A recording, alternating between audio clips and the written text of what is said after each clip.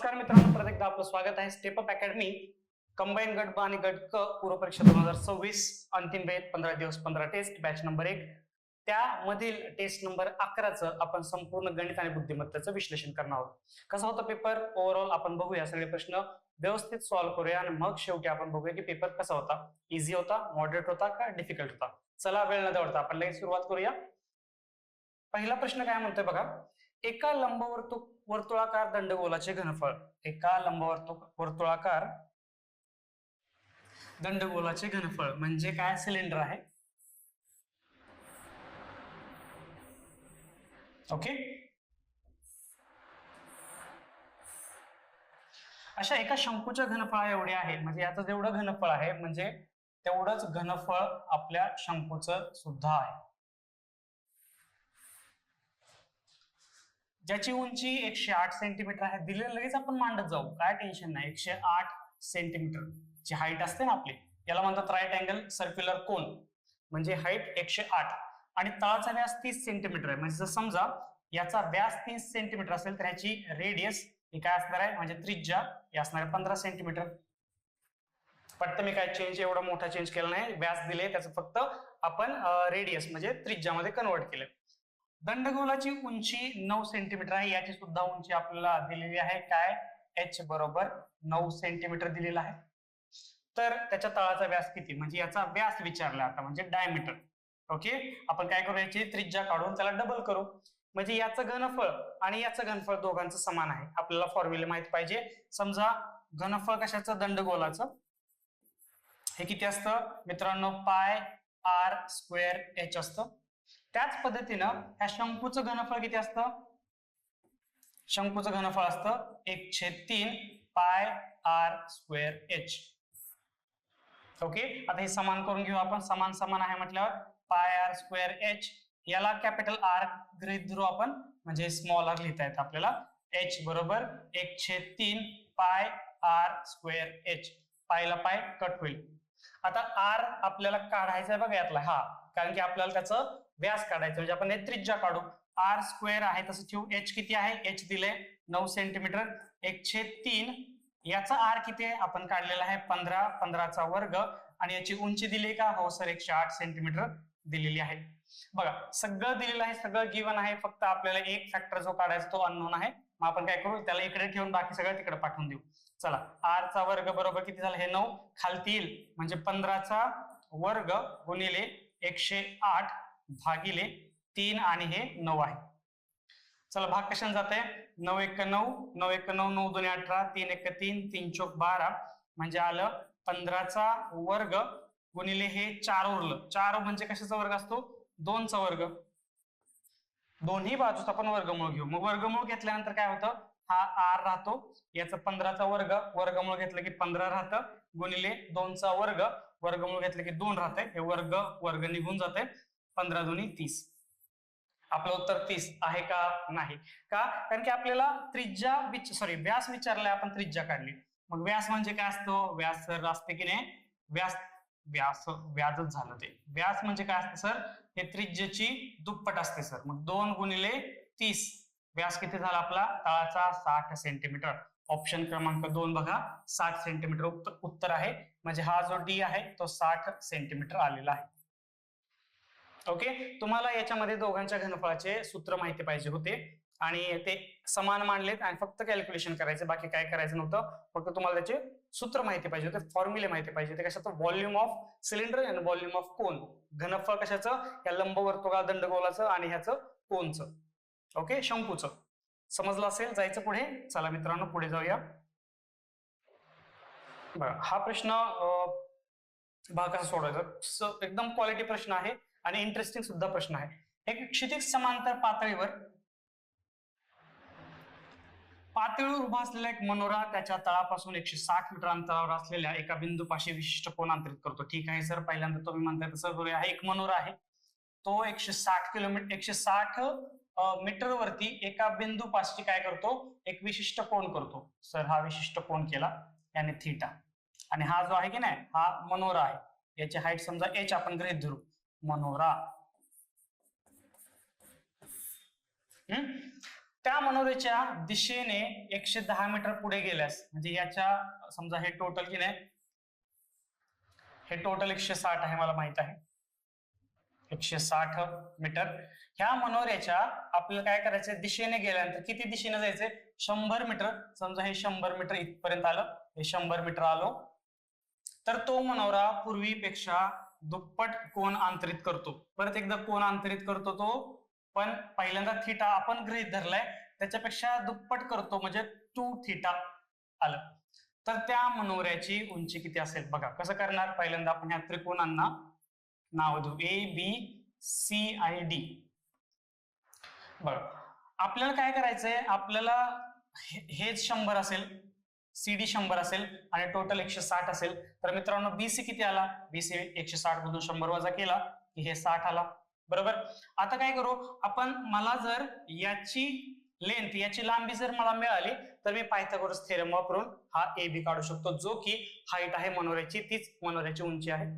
मग आता ह्याची लांबी कशी काढायची, एसी ची, मला एसी ची लांबी काढायची, कसं करणार, तर ठीक आहे, एक्सटर्नल कोन, बाह्य कोनाचा कन्सेप्ट मला वापरायचा. बाह्य कोन म्हणजे बघा, कोन एसीबी, हा जो कोन आहे की नाही बघा, लक्ष द्या व्यवस्थित, हा जो कोन आहे, हा कोन दोन आंतरकोनांची बेरीज असते. म्हणजे हा कोन समजा मी एक्स मानला, तर 2 थीटा इज इक्वल टू काय असतो, कोन सी ए, कोन सी ए डी आणि मित्रांनो कोन ए डी सी. हा आला 2 थीटा, सी ए डी काय मानले, एक्स मानले, आणि एडीसी हा थीटा आहे. मग एक्स किती आला मित्रांनो, 2 थीटा वजा थीटा बरोबर थीटा आला. म्हणजे हा सुद्धा जो एक्स गृहीत धरला होता की नाही, तो सुद्धा थीटा आला. तर मित्रांनो समान कोन जेव्हा असतात, त्यांच्या समोरील बाजू सुद्धा समान असते मित्रांनो. मग काय, हा या दोघांच्या समोरील बाजू सेम असणार आहे. म्हणजे काय सेम झालं, याच्यावरून आपलं एसी म्हणजे लेंथ ऑफ एसी आणि लेंथ ऑफ मित्रांनो सीडी हे समान झालं. लेंथ ऑफ सीडी काय, सीडी ची लांबी किती आहे, 100 मीटर, म्हणून आपला एसी सुद्धा काय आला, 100 मीटर आला. म्हणजे म्हटलं की नाही, याची लांबी मला जर कळली असती, तर मी पायथागोरस थेरम वापरला असता. आता वापरू शकतो, कारण की त्याची लांबी मी 100 मीटर काढलेली आहे. म्हणजे आपला त्रिकोण कसा झालाय, हा 100 आहे, हा 60 आहे, आणि काढा आता पायथागोरस वापरा, हे एच आहे. म्हणजे काय असणार आहे, एच बरोबर कर्ण किती आपला 100 चा वर्ग वजा 60 चा वर्ग. 100 चा वर्ग किती 10, 100 1 वर 4 शून्य, 1 2 3 4 वजा 60 चा 3600, 2 शून्य, यांची वजाबाकी 6400, आणि एच जर घ्यायचं म्हणलं तर मला याचं वर्गमूळ घ्यावं लागेल. वर्गमूळ घेतलं म्हणलं काय होईल, 80 गुणिले 80, आणि बाहेर पडणार फक्त 88 64 80 येणार. उत्तर आहे का आपलं 80 मीटर, आपलं उत्तर आहे. म्हणून हे 80 मीटर जे आलेले आहे मनोऱ्याची उंची. बाकी ते छान प्रश्न होता.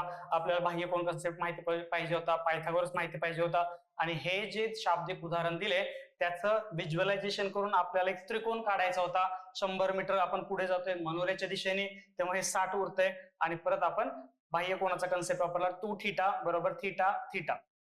थीटा काढला आपण, समोरासमोरील बाजू समान झाल्या. हा 100 मीटर आहे म्हणून हा 100 मीटर आपण सेपरेट पायथागोरस थेरम वापरला, आणि आपण 80 मीटर या मनोऱ्याची उंची हाईट काढली आहे.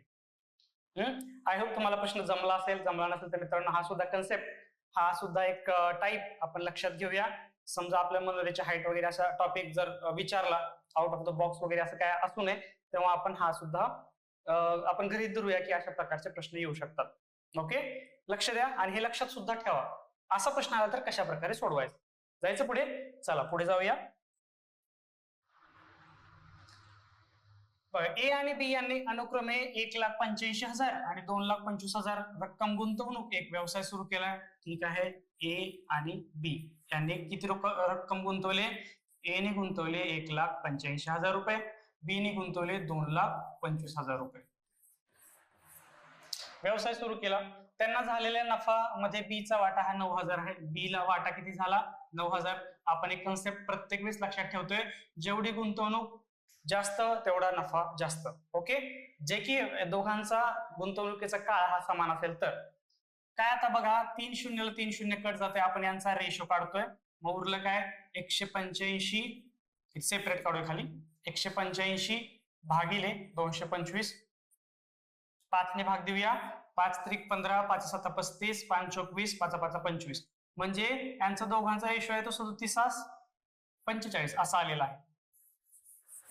पण मित्रांनो आपल्याला बी चा नफा दिलेला आहे म्हणजे 45 भाग, म्हणजे समजा आपण समानपट मांडली, याची गुंतवणूक झाली 37x, म्हणजे नफा सुद्धा आपण तेच गृहीत धरू शकतो आणि हा झाला 45x. 45 भाग बरोबर 9000 हे म्हणू शकतो मी तुम्हाला. समजत असेल तर ओकेच मित्रांनो, नो प्रॉब्लेम, त्या पद्धतीने सुद्धा करू शकता. बरोबर 9000. एक्स बरोबर किती असणार मग 9000 भागिले 45. 45 दुने 90 आणि एक्स बरोबर आलं 200. म्हणजे 1 भाग 200 आला. मग 37x किती झालं 37 गुणिले 200. याचा नफा काढूया. 37 दुने किती झाले 74 आणि हे 00. ए चा नफा आणि हा बी चा नफा. मला विचारले काय तर त्या दोघांना एकूण किती नफा झाला म्हणजे दोघांचा मिळून विचारलं की नाही. ए अधिक बी. ए किती आलाय 7400 आणि बी किती आहे त्यांनी दिलेलंच आहे ऑलरेडी 9000. टोटल किती झाले 9 7 16 16400 ही आपली गुंतवणूक, हे आपला दोघांचा मिळून नफा आहे. 16400 आपलं उत्तर आलेलं आहे. सोपा प्रश्न. अशा प्रकारचे प्रश्न आपण खूप वेळेस घेतलेले आहेत. आपण आता 11वी टेस्ट सिरीज चालू आहे याच्यावर हा टाइप घेतलेला आहे.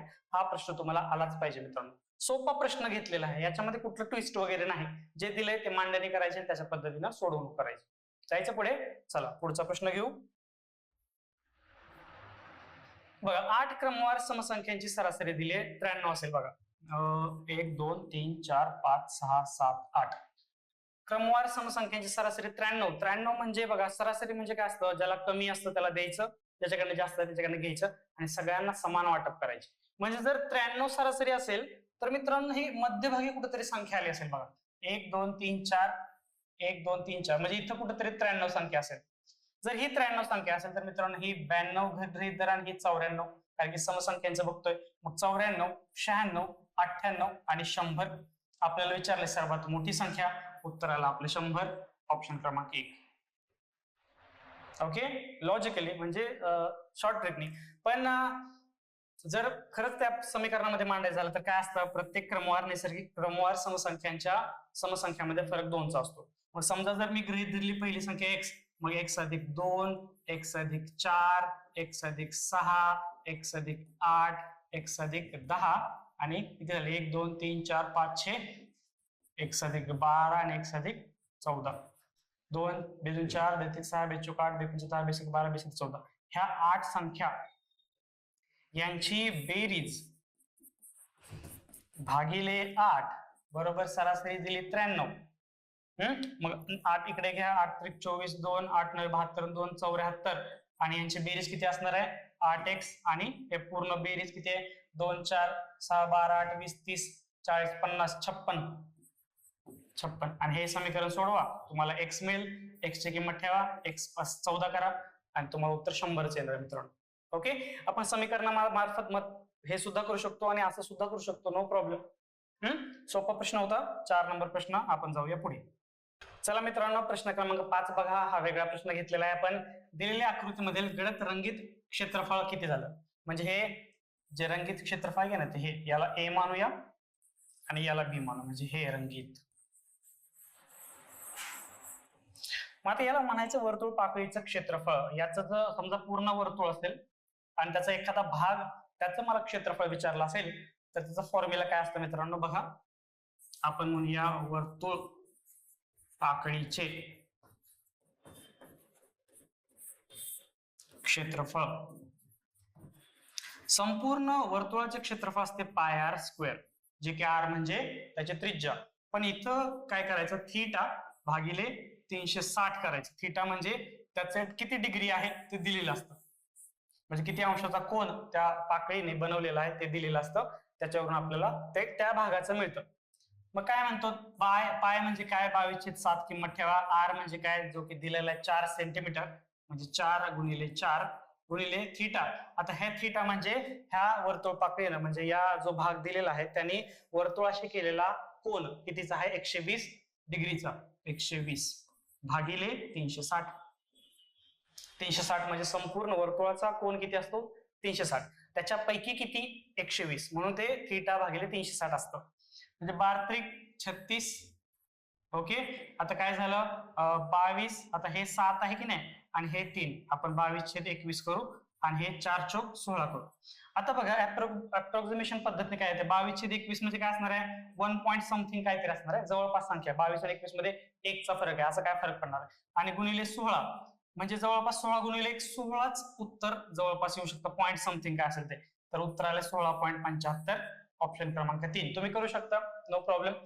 222/21 तुम्हीच करून बघा. हा 222 भागिले 21 गुणिले 16 करा, तुमचं उत्तर 16.75 येईल नक्की. ओके, वेळ नसतो आपल्याला, कधी कधी आपण असा अप्रॉक्सिमेशनचा वापर करून सुद्धा ऑप्शनचा अप्रोच देऊ शकतो बरोबर उत्तर येतं जवळपास. कारण की बघा ऑप्शन बघा कसे आहेत बघायचं अगोदर, असं नाही की 16.75 आणि दुसरा ऑप्शन आहे 16.13.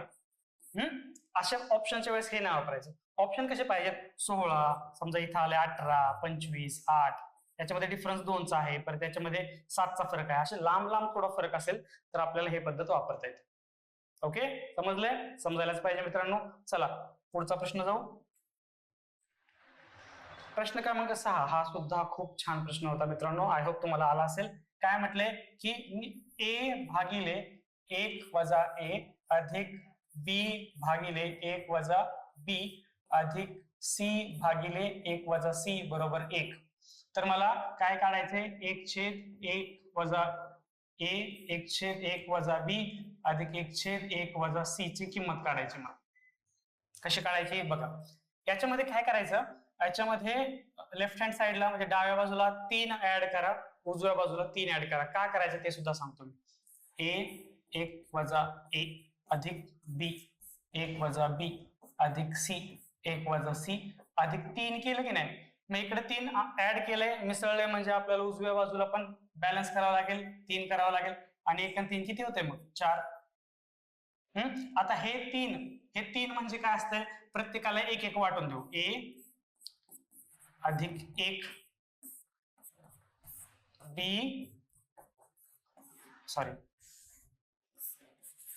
अधिक 1 अधिक 1 बरोबर 4. बघा हे 3 जे होतं की नाही ते प्रत्येकाला वाटून दिले, ह्याला 1 ह्याला 1 ह्याला 1 दिलं. आता काय करायचं, छेद समान करा, याला गुणूया आपण. मग हे वरती काय राहते, a अधिक 1 वजा a भागिले 1 वजा 1 अधिक 1 अधिक 1 इथं b राहिलं, b अधिक 1 वजा b भागिले 1 मायनस b अधिक c अधिक 1 वजा c 1 मायनस c, आणि हे पुढचं 4 आहे, हे लक्षात ठेवायचं. आता बघा a ला 1 कट होते, b ला b कट होते, c ला c कट होते, उरलं काय.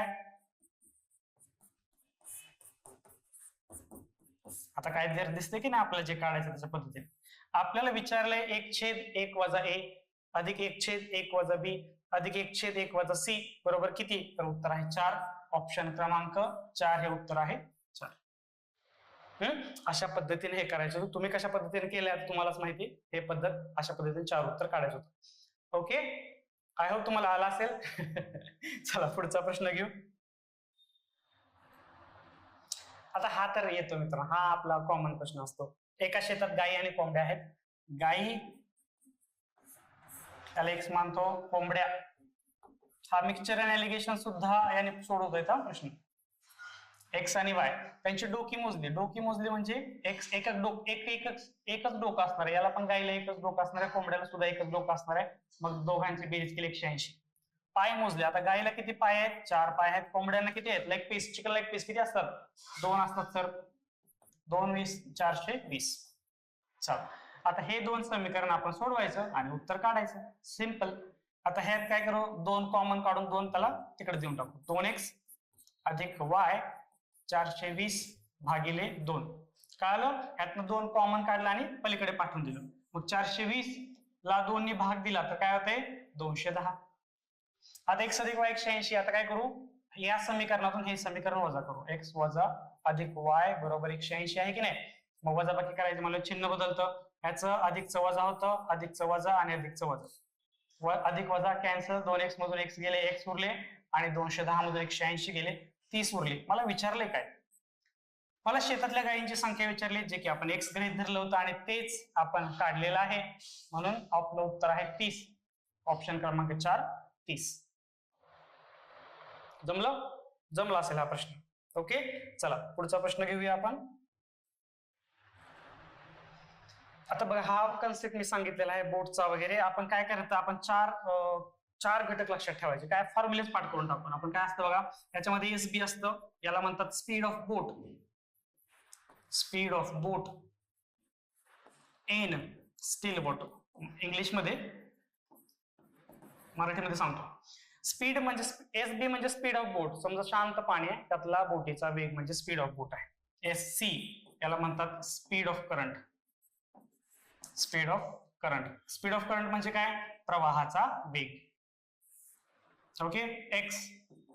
एक्स काय? डाऊनवर्ड्स. डाऊनवर्ड्स म्हणजे प्रवाहाच्या दिशेने वेग. वाय अपवर्ड्स, प्रवाहाच्या विरुद्ध दिशेने वेग. यांचे फॉर्म्युला काय असतात? एसबी चा फॉर्म्युला असतो मित्रांनो एक्स अधिक वाय. एससी चा फॉर्म्युला असतो 1/2 एक्स वजा वाय. एक्स चा फॉर्म्युला असतो एसबी अधिक एससी आणि वाय चा फॉर्म्युला असतो एसबी वजा एससी. एक्स आणि वाय हे काय आहेत? हे सापेक्ष वेग आहेत. जर प्रवाहाच्या दिशेने म्हणजे प्रवाह असा आहे आपला, आणि ही बोट सुद्धा, आणि ही बोट आहे. जर प्रवाहाचा वेग असा आहे, बोटीचा वेग असा आहे, तर स्पीड डाऊनवर्ड सेम दिशेने आपला स्पीड वाढणार आहे. ह्या दोघांची मला बेरीज करावी लागेल, स्पीड ऑफ बोट आणि स्पीड ऑफ करंट.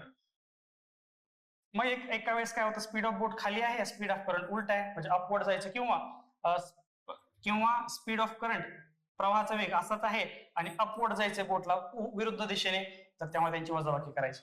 आणि ह्या दोघांचा, या फॉर्म्युलाचा म्हणजे ह्या दोन समीकरणांचा तुम्ही वापर केला, ह्यात एसबी जर काढलं तर मित्रांनो ह्या दोघांची बेरीज करायची तुम्ही. एक्स आणि वाय ची तुम्हाला हाच सूत्र मिळणार आहे. त्यांची वजाबाकी केली की हेच सूत्र मिळणार आहे तुम्हाला. हा म्हणजे हे 4 जरी सूत्र पाठच करा, हे 4 महत्वाचंच आहे. तुम्हाला हे 4 पाठ केलं ना तर आपलं काय होतं, कन्सेप्ट पण पाठ होतो आणि फॉर्म्युला सुद्धा पाठ होतो. बाकीच अति विचार करण्याची गरज भासत नाही आपल्याला. काय म्हणताय? दिशेने, प्रवाहाच्या दिशेने म्हणजे आता एक्स निघते बघा 20 किलोमीटर 2 तासात. 20 किलोमीटर 2 तासात. मग माझं एक्स काय झालं? 20 किलोमीटर 2 तासात म्हणजे 10 किलोमीटर पर आवर झाला प्रवाहाच्या दिशेने. प्रवाहाच्या विरुद्ध दिशेने हे आलं वाय. काय? तेच अंतर म्हणजे 20 किलोमीटर कापण्यासाठी तिला 5 तास लागतात. वाय तेच अंतर आहे 20. किती अंतर, किती तास लागतात आता लागतात 5 तास, म्हणजे 4 किलोमीटर पर आवर. हे प्रवाहाच्या विरुद्ध दिशेने. तर स्थिर पाण्यातील बोटीचा वेग तुम्हाला म्हणलं की नाही, एसबी म्हणजे काय? तर speed of boat in steel water, म्हणजे स्थिर पाण्यातील बोटीचा वेग किती. तर एसबी म्हणजे काय? तुम्हाला फॉर्म्युला पाठ करायला लावला मी 1/2. फॉर्म्युला पाठ करायची गरज नाही ऍक्च्युअल, तो येतो तसा, पण लक्षात ठेवा, सारखं कुठं करत बसायचं आपण. मग एक्स आलंय, वाय आलंय. चला काय आलं? 1/2 10 अधिक 4, 10 आणि 4 किती? 14. 14 भागिले 2, बे 7 14, 7 किलोमीटर पर आवर. म्हणजे स्थिर पाण्यातील बोटीचा वेग किती असतो मित्रांनो? 7 किलोमीटर पर आवर. समजे क्या समजा की दिले समजून. हा तुम्हाला हे कळाला कन्सेप्ट. आपला कन्सेप्ट समजून घ्या. Speed of boat, speed of current, downward दिशेने म्हणजे प्रवाहाच्या दिशेने, आणि अपवर्ड म्हणजे प्रवाहाच्या विरुद्ध दिशेने. हा कन्सेप्ट घेण्यासाठी, हा कन्सेप्ट रिवाइज करण्यासाठी हा आपण एक सूत्र, हा एक प्रॉब्लेम घेतला होता, हे एक्झाम्पल घेतलं होतं, हा क्वेश्चन टाकला होता, ते आपलं कव्हर झालेलं आहे. ओके, समजलं? जायचं पुढे. चला पुढे जाऊया आपण. काय म्हणतंय, हा परत सोप्पा आता विचारलाय, आता अवघड थोडं सोपं करत आलोय. एक नळ एका टाकीला 40 मिनिटात भरतो. म्हणजे ही टाकी आहे, एक नळ असा आहे, तो काय करतो? 40 मिनिटात भरतो. आणि भरलेली दुसरा नळ काय करतो? भरलेली टाकी 60 मिनिटात रिकामी करते. इथे एक नळ आहे, तो रिकामा करतो.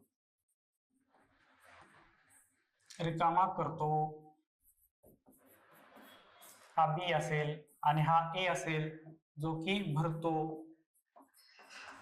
रिकामा किती करतो? तर 60 मिनिटात तो रिकामा करतो. दुसरा नळ बंद न करताच पहिला नळ उघडला गेला, अशा वेळेस रिकामी टाकी किती मिनिटात भरली जाईल? मग काय असतं? 40 मिनिटात भरतो, तर एका मिनिटात किती भरतो तो? 1/40 भरत असेल. 40 मिनिटात पूर्ण टाकीची क्षमता काय असेल ती असेल, तेवढं भरतो 40 मिनिटात. तर एका मिनिटात तो 1/40 भाग भरेल टाकीचा. हा रिकामा करतो 60 मिनिटात, म्हणजे मला वजा करावं लागेल. एका मिनिटात किती रिकामा करेल तर 1/60 रिकामा करेल. चला तिरकस गुणाकार करूया आपण. 60 वजा 40 भागिले 40 गुणिले 60 किती आलं? 40 मधून 60 मधून 40 गेले, 20 उरलं सर. आणि हे 40 गुणिले 60, 20 एक 20, 20 दोन्ही 40, 1/2 गुणिले 60 म्हणजेच 1/120. याचा काय अर्थ झाला? एक भरतोय आणि एक रिकामा करतोय म्हणून वजा चिन्ह घेतलंय मी. म्हणजे नळ चालू आहे, अजून भरले जाते, रिकामा करणारा नळ सुद्धा चालू आहे. तर की नाही पूर्ण टाकी 120 म्हणजे 120 भाग झाले. हा मग एका मिनिटाला 120 भाग, त्याचा 1/120 भाग तो भरतोय. याचा अर्थ उलट करायचा, रेसिप्रोकल व्यस्त घ्यायचा. म्हणजे टोटल टाकी ही 120 मिनिटात भरेल. तेच विचारलं की रिकामी टाकी किती मिनिटात भरली जाईल, तर 120 मिनिटात भरली जाईल. समजलं? 1 मिनिटात किती भाग भरेल? 1/120. त्याचाच अर्थ की 120 मिनिटांमध्ये पूर्ण टाकी भरली जाईल. ऑप्शन क्रमांक 4 हे आपलं उत्तर आलेलं आहे. सोपा प्रश्न म्हणजे आपल्याला यूज टू प्रश्न, म्हणजे अशा प्रकारचे प्रश्न सोडवायचे आपल्याला सवय आहे, त्यातला एक प्रश्न आहे. चला, आय होप समजलं असेल व्यवस्थितपणे. आपण पुढचा प्रश्न घेऊया. काय म्हणतंय? परत सोपा प्रश्न दिलेला आहे मी, थोडासा ट्विस्ट आहे, म्हणजे कसं सोडवायचं त्याच्यामध्ये. काय म्हणलं की 3000 एक रक्कम आहे. 3000 रक्कम ए बी सी यांच्यामध्ये वाटायची, म्हणजे ए अधिक बी अधिक सी बरोबर 3000 रुपये वाटायचे. ए ला बी आणि सी यांच्या मिळून एकूण रकमेचे 1/3 पट मिळते. म्हणजे ए ला किती मिळते रक्कम? 1/3. बी आणि सी ला जेवढी मिळते तेवढी मिळते. आता 3 इकडेच घेऊया लगेच. 3A बरोबर बी अधिक सी, याला समीकरण नंबर 1 मानूया. दुसरं काय म्हणतंय की बी ला ए आणि सी यांना मिळणाऱ्या एकूण रकमेच्या 2/3 पट. ठीक आहे, बी ला 2/3 पट कुणाच्या? ए आणि सी च्या. म्हणजे हे 3 परत तिकडे घेऊ. 3B बरोबर 2 कंसात ए अधिक सी बरोबर, याला समीकरण 2 म्हणू. ठीक आहे, सोडवायचं कसं आता बघा. 3A म्हणजे बी अधिक सी झालं. बघा आता लक्ष द्या. पहिलं हे याच्या पूर्वीचं हे एक समीकरण, ह्याला स्टार मानू आपण. हे समीकरण परत एकदा इथे लिहून घेऊया. ए अधिक बी अधिक सी बरोबर 3000. आता बी आणि सी ची किंमत काय मित्रांनो? 3A. बी आणि सी ची किंमत 3A ठेवून टाकू आपण. ए अधिक 3A बरोबर 3000. 3 आणि 1 4A झालं बरोबर 3000. आणि ए बरोबर 3000 भागिले 4 म्हणजे किती झालं? 3000च्या निम्मे किती? 1500. 1500च्या निम्मे किती? 750. ए किती झालं? 750. ठीक आहे. आता परत ही रक्कम घ्या 3B. आता याच्यामध्ये रक्कम ठेवायची की नाही, याच्यामध्ये ए अधिक बी, याला की नाही मी 2 ने गुणतो. मग काय होते तयार? 2A अधिक 2 कंसात बी अधिक सी, आणि हे 2 झालं, 3 दुनी 6000 झालं. हे असं का लिहिलं? कारण की मला हे वापरायचे, सॉरी ए सी ना, ए आणि सी वापरायचे ना. मग 2B कंसात 2A अधिक सी पटतंय का? म्हणजे ऍक्च्युअल हे येतं कसं? 2A अधिक 2B अधिक 2C येते. 2B काय केलं? पुढे घेतलं. 2B अधिक 2A अधिक 2C. 2B काय ठेवलं? 2 कॉमन काढलं आणि A अधिक C ठेवलं. काय सुद्धा चेंज नाही. आता बघा 2A अधिक C आहे की नाही, त्याच्या जागी 3B ठेवलं. 2B अधिक 3B बरोबर 6000, जे की 2 ने गुणले 3000. 2 आणि 3 किती झाले? 5B बरोबर 6000. 1 2 3 आणि B किती झाले? 6000 भागिले 5. 5 1 5, 5 1 5, 1 उरला, 5 दुने 10, 0 0, 12 पंचे 60, म्हणजे बी आला 1200. मला काय विचारलंय? सी चा वाटा किती? आता बघा ए निघालंय, बी निघालंय, ठेवा आता याच्यामध्ये 3000 मध्ये, सी काढून घ्या. ए आणि बी किती झालं? 1200 आणि 700, 1900, 1950. चालेल, तुम्हाला असं समजत नाही का, मांडून ठेवावं लागतं. ए किती आलाय? 750. बी किती आलाय? 1200. सी किती आलाय? जो की काढायचा आहे, आणि यात तू घाण मिळून काय? 3000. सी बरोबर हे 1200 आणि 700 किती? 1950 झाले. 3000 मधून 1950 वजा करा, किती येते? 50 आणि 50 1050 येईल. आहे का तेच उत्तर आपलं ऑप्शन मध्ये बघा 1050 ऑप्शन क्रमांक 4 हे आपलं उत्तर आलेलं आहे. ओके, अशा पद्धतीने करायचं. दिसायला सोपं वाटतंय पण थोडासा ट्विस्ट आहे. कशा पद्धतीने किमती ठेवायच्या हे तुम्हाला खेळत बसावं लागेल आणि तुम्ही जर गुरफटत गेलात तर ह्यात खूप सारा वेळ जातो. तुमचा वेळ जावा हाच उद्देश होता या प्रश्नाचा. बाकी प्रश्न ठीकठाक होता, मॉडरेट लेवलचा होता. ओके, समजले? हे झाले गणिताचे 10 प्रश्न. आता चला बुद्धिमत्तेकडे, रिझनिंग कडे. काय म्हणते रिझनिंग? अक्षर समूह दिले, विसंगत समूह ओळखा. X Z B D G J S W M R X A G M. आता मला डायग्राम काढावी लागेल. बघा मी एबीसीडी काढले, ए टू एम 1 ते 13 आणि एन टू झेड 14 ते 26. एक्स झेड बी बद्दल आपण विचार करूया. आता एक्स झेड बी, एक्स किती आहे मित्रांनो? एक्स आहे 24, झेड आहे 26, बी आहे 2. बरोबर, याच्यातला फरक किती आहे? 2चा. 2चा अल्फाबेट पुढे चाललाय. डी जी जे, डी किती आहे? 4, जी आहे 7, जे आहे 10. बघा यातील फरक किती आहे? +3 ने चाललाय पुढे. 2 नी, 3 नी. पुढचा बघा एस डब्ल्यू ए, एस किती आहे? 19, डब्ल्यू किती आहे? डब्ल्यू आहे 23 आणि ए आहे 1. 19 आणि 4 23 आणि 23 1 2 3 26 म्हणजे 4. परत 4 + 4 येते.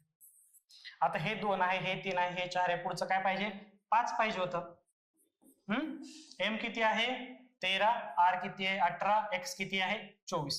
बघा 13 आणि 5 हे 5 येते, पण हे 18 आणि 6 येते. म्हणजे फरक एकसारखा पाहिजे होता, तो याच्यामध्ये नाहीये. म्हणजे विसंगत घटक आपला एम आर एक्स आहे. एजीएम पण बघू, चेक करू शेवटचं. 1 जी आहे 7, एम आहे 13. बघा 6चा फरक आहे, 7 आणि 6 13. म्हणजे इथे 5चा फरक पाहिजे होता. म्हणजे आर नंतर हे 23 जर असतं, 18 आणि 5 23, म्हणजे इथं एक्सच्या जागी आपलं डब्ल्यू पाहिजे होतं. डब्ल्यू जर असतं तर हे योग्य झालं असतं. म्हणून इथं 6चा येतोय. इथं सगळ्यामध्ये 5चा फरक अपेक्षित होता, पण तसं नाही. म्हणून एम आर एक्स आपलं काय आहे? विसंगत घटक.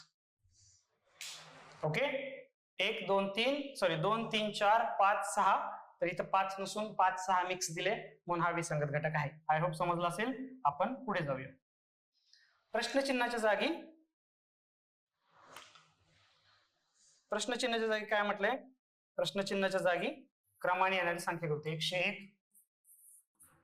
80, 65, 48 आणि हे काय दिले ते बघा. यातला फरक किती आहे? 21चा आहे. यातला फरक किती आहे? 65 5 15चा आहे. या दोघांमधला फरक आहे 6चा. 85 65 आणि 48 कितीचा फरक आहे मित्रांनो? 48 आणि 2 17चा फरक आहे. याच्यात सुद्धा हा फरक 6चा अपेक्षित होता, म्हणून याच्यामध्ये काय पाहिजे होतं? इथं 11 पाहिजे होतं. बरोबर, 11 6 17, 15 6 21 आणि त्याच्यामधून 48 मधून हे 11 वजा करा. 8 मधून एक गेले 7 आणि 4 एक गेले 3.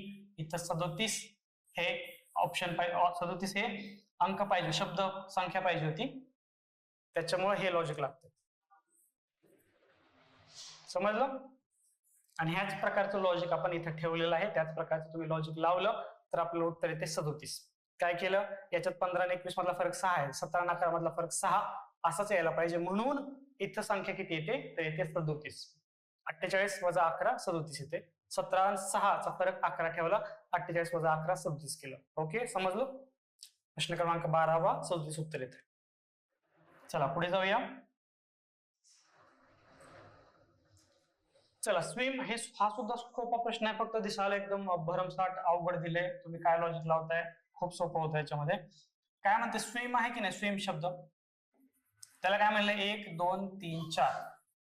Square, SWEAR, 1 2 5 6 7. तसंच वॉन्डर, तुम्हाला लक्षात येईल बघा, ह्या वरच्या ह्या दोघांचा उपयोगच झाला नाही. वॉन्डर 2 6 8 9 5 6. तसंच सेंडर, सेंडर काय? 1 5 8 9 5 7. तर वॉर्डन म्हणजे काय?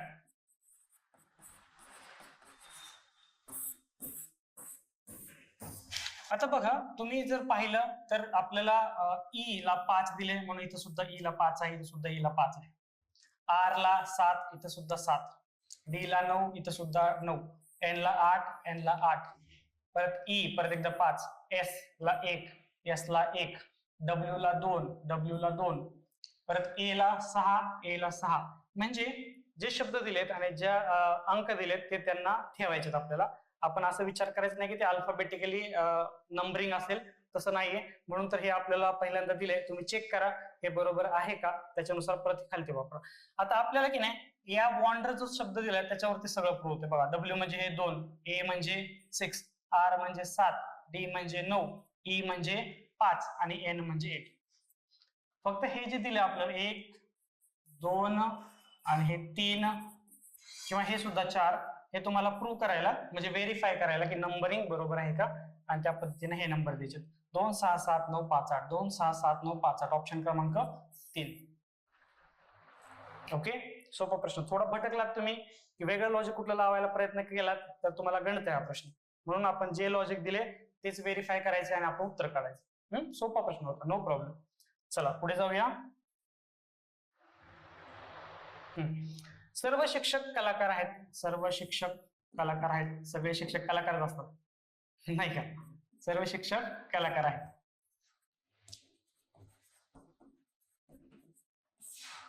काही कलाकार आनंदात राहतात. बघा आता मी तुम्हाला दरवेळेस सांगतो की खूप साऱ्या पद्धतीने आपण विचार करायचा असतो, मल्टी अँगलने विचार करायचा असतो.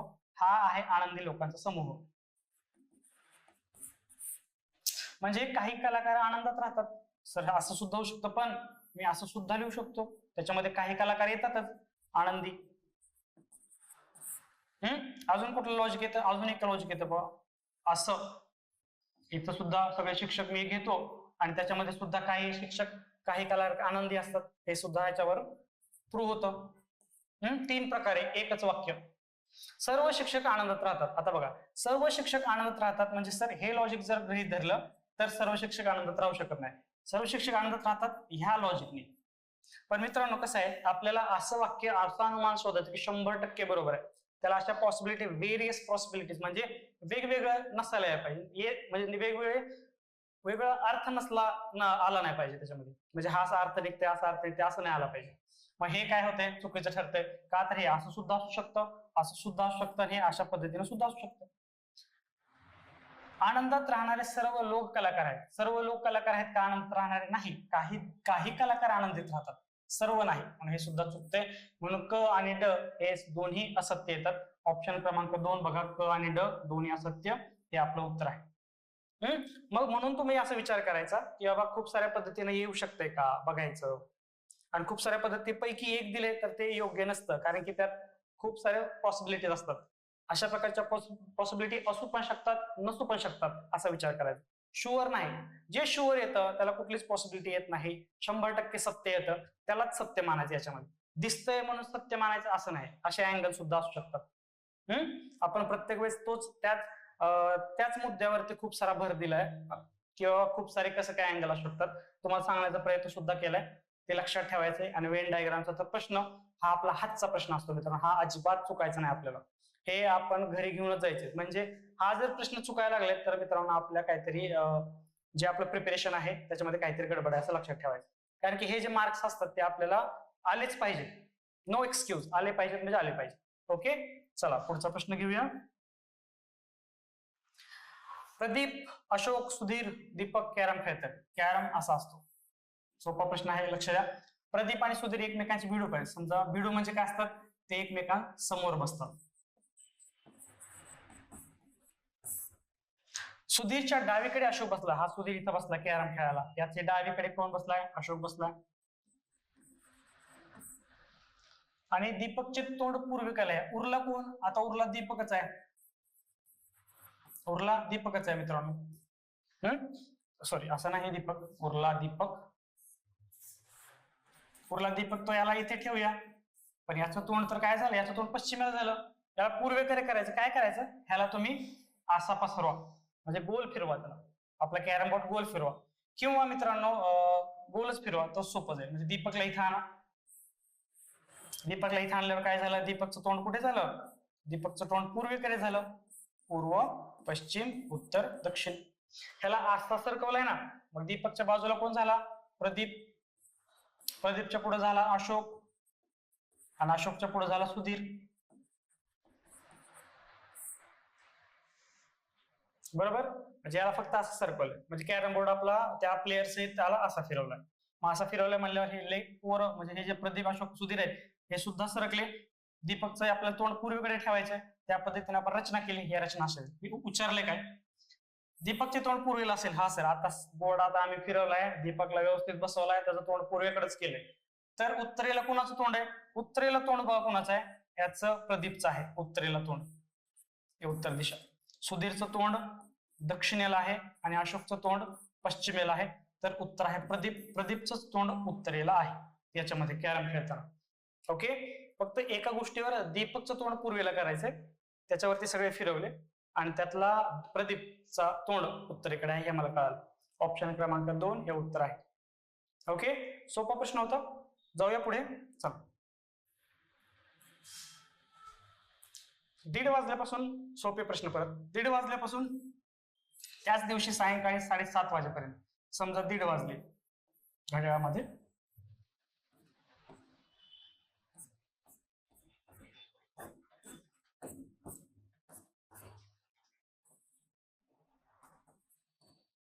दीड वाजले आणि किती 7:30, 6 आणि 7 म्हणजे 1:30 वाजता, म्हणजे इथं पासून आपल्याला 7:30 इथं पासून आपल्याला काय विचारायचंय की मिनिट काटा आणि तास काटा किती वेळा ओलांडेल. बघा, प्रत्येक तासामध्ये एकदाच मिनिट काटा तास काट्याला ओलांडतो, हे लक्षात ठेवा. 1:30 वाजल्यापासून 2 वाजेपर्यंत कोणी कोणाला ओलांडत नाही. 2च्या पुढं 2 ते 3, 3 ते 4, 4 ते 5, 5 ते 6, 6 ते 7 प्रत्येक वेळेस मिनिट काटा हा तास काट्याला एकदा ओलांडतो, हे लक्षात ठेवा. हे फॅक्ट आहे. 7 पासून 7:30 पर्यंत मिनिट काटा तास काट्याला ओलांडत नाही, म्हणजे 0. त्याचप्रमाणे 1:30 पासून 2 हे 0. मग किती वेळा ओलांडतो? तर 5 वेळेस. ऑप्शन क्रमांक 2 हे उत्तर आहे की 5 वेळेस 1:30 वाजल्यापासून सायंकाळी 7:30 वाजेपर्यंत घड्याळाचा मिनिट काटा हा 5 वेळेस ओलांडतो. कुणाला? तास काट्याला. किती वेळा ओलांडले? 5 वेळेस. ओके, लक्षात राहील. एका तासाला 1 वेळेस ओलांडतो. समजलं? जायचं पुढे. चला पुढचा प्रश्न घेऊया. बघा, हा प्रश्न बघा, थोडा क्वालिटी आणि हास्यास्पद प्रश्न आहे हा. प्राजक्ता ही शरयूची बहीण आहे. प्राजक्ता आणि शरयू काय आहेत? दोघी एकमेकांच्या बहिणी आहेत. विनया ही शरयूची मावशी. आता ह्या दोघांची एक मम्मी असेल, मम्मी, आणि त्यांची बहीण म्हणजे ही झाली मावशी. कोण आहे? विनया. समजते? हे याची बहीण आहे,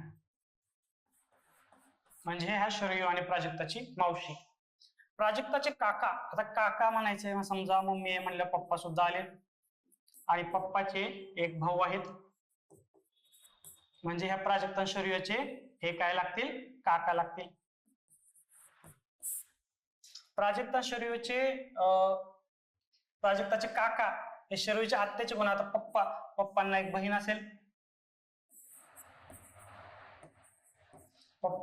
असेल, ही बहीण म्हणजे प्राजक्ता शरयूची आत्या झाली. तर ही बहीण शरयूच्या आत्याची कोण? सॉरी, प्राजक्ताचे काका शरयूच्या आत्याचे कोण लागतील? मित्रांनो, नक्कीच हे भाऊ बहीण असतील. प्राजक्ता शरयूचे काका, प्राजक्ता शरयूची आत्या हे दोघे एकमेकांचे काय असतील? भाऊ बहीण असतील. समजते का? भाऊ बहीण असतील. उत्तर आहे भाऊ. विनयाचा काही संबंध नाही, बिचारे विनय अडकले आपल्या प्रश्नामध्ये. विनया यांची मावशी आहे. प्राजक्ताचे काका तर इकडेच राहिले, हे पप्पांचे भाऊ, त्यांची आत्या म्हणजे यांची बहीण म्हणजे प्राजक्ताचे काका आणि शरयूची आत्या हे दोघे एकमेकांचे काय झाले? भाऊ बहीण झाले. ओके, छान प्रश्न आहे. उत्तर आले भाऊ. जायचं पुढे. चला पुढचा प्रश्न घेऊ. बघा काय म्हणतोय प्रश्न.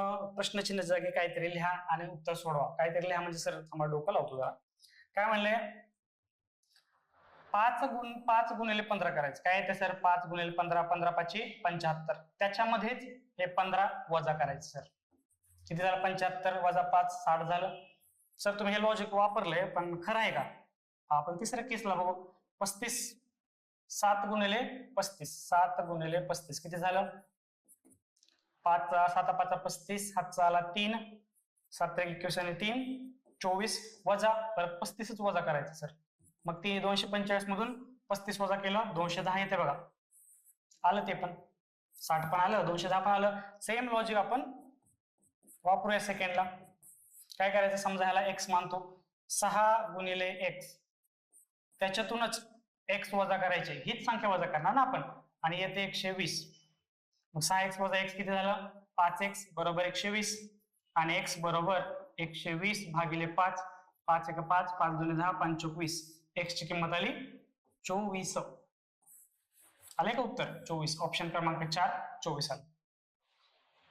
बरोबर. 15 5 75 वजा 60, 35 गुणिले 7 245 वजा 35 210, आणि त्याचप्रमाणे 6x वजा x 5x 120, x ची किंमत 24, 24 5 1 20. उत्तर आले 4. समजलं. जायचं पुढे. चला पुढचा प्रश्न घेऊया.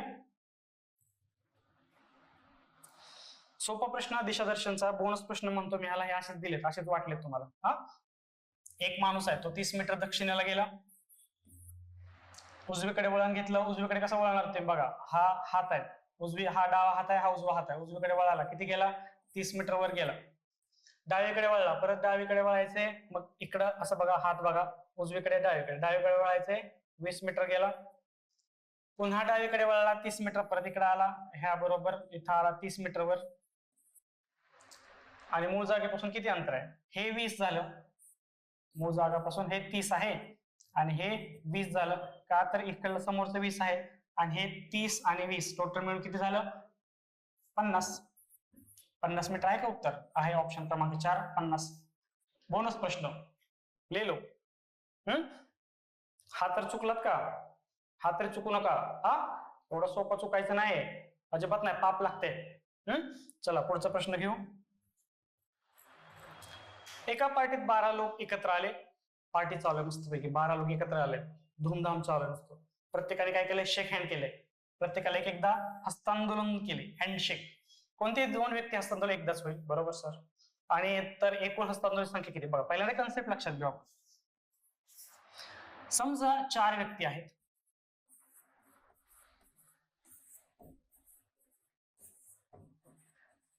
एक 2 3 4.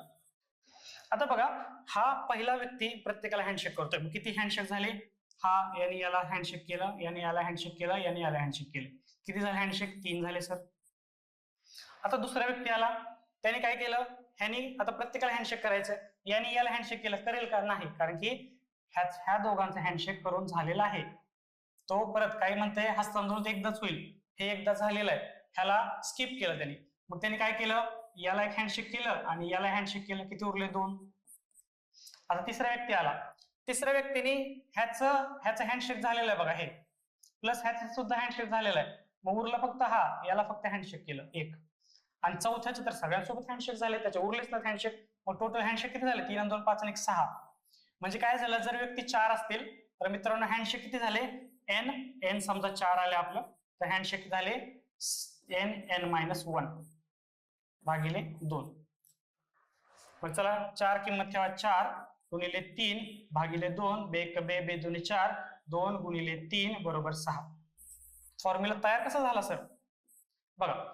आता n म्हणजे काय, ती लोक स्वतःला तर हँडशेक करू शकत नाही, मग किती लोकांना हँडशेक करणार, तो सोडून बाकीच्यांना.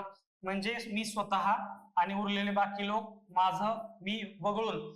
पण हे प्रत्येक वेळेस काय करतं बघा, ह्याला सुद्धा हँडशेक केलं, ह्याची जेव्हा बार येईल तेव्हा हा सुद्धा हँडशेक करेल, याची बार येईल तेव्हा ह्या सुद्धा हँडशेक केले. म्हणजे हँडशेक म्हणजे मी एकाला हँडशेक केला, तो सुद्धा मला हँडशेक करतो. म्हणजे आमचा हँडशेक काय झाला, 2 वेळेस झाला. मग तो 2 वेळेस झालेला हँडशेक मला स्किप करायचा आहे, म्हणून मी भागिले 2 करतो.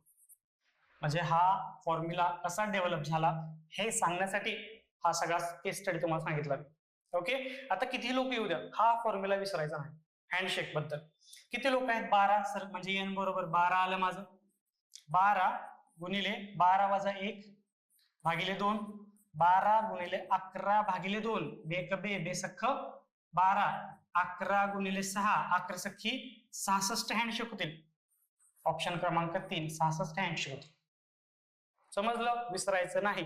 तुम्हाला लॉजिकली सुद्धा सांगितलं आणि कन्सेप्ट कसा फॉर्म्युला डेव्हलप झाला ते सुद्धा सांगितलं. फॉर्म्युलाचा वापर करून उत्तर काढलं आपण. Okay, handshake. आता आय होप हे 20 प्रश्न तुम्हाला समजले असतील. माझ्या मते हा प्रश्नपत्रिका पूर्ण मॉडरेट लेवलची होती, म्हणजे ऍज पर आपली जी स्ट्रेंथ असते, कंबाईन गट ब गट पचा पेपर असतो, गट ब आणि गट कचा, त्याच लेवलनी याचा डिफिकल्टी लेवल सेट केली होती. थोडं पुढे मागे होतात, पण मला वाटतं ऑन एव्हरेज हॅपी मूड मध्ये हा प्रश्नपत्रिका आपण सोडू शकतो. ओके, समजलंय? समजायलाच पाहिजे मित्रांनो. काही डाऊट असतील तर मला नक्की कमेंट मध्ये किंवा माझ्या नंबरवरती मेसेज करू शकता, नो प्रॉब्लेम. आणि भेटूया पुढच्या टेस्ट सिरीजच्या विश्लेषणामध्ये. तब तक टेक केअर, बाय बाय.